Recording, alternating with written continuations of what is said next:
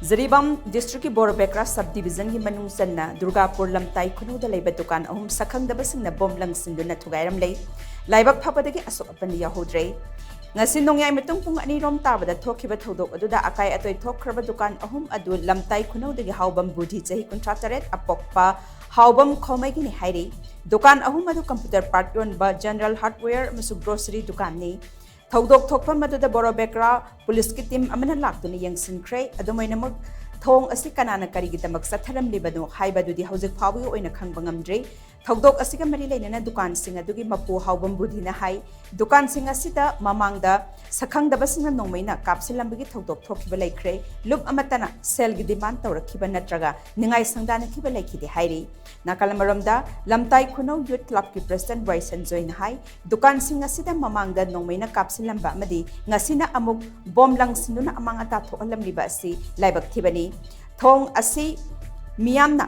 khangbayaba khangduna lakpani thodok asi thokpa matamda manak nakpada mi lairam labadi soidana asi ana yarongani hiramasigi matangda Manipur ki chief minister na meeting sangbiduna mara laibasing athuba matamda logi oibe chairak pibiu haina sumak na makhata khe ngarang ahing pung ani ga mitraw nga swaisida khogi lekai yamba sing haitare magi dukan sida mamang su sumaina nongmai kapsan ba yaukre asisu khogi laiba administration sing haitare doi doi police ki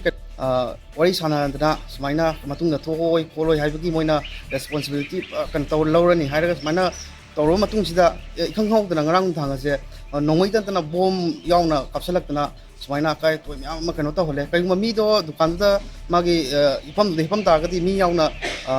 si bagi kano da lai ba pose sumaina si pose kya ni khu sumaina thogo che thogo ga khoi kya ni sumaina khang lai gini lai ri ba pose si men maru ri ba khogi aje ji hom pa bi ra pabung ningoi kan da khogi cm na su si pose kano to yang chen bi ra ga kanana lang chen bi no kanana mai taro mi no hai pose thido ga sab sabi legal action lokot biraga langchan biram isa thidok biraga chap chabi action lokot bi haina mana puji club ki mai kai tagi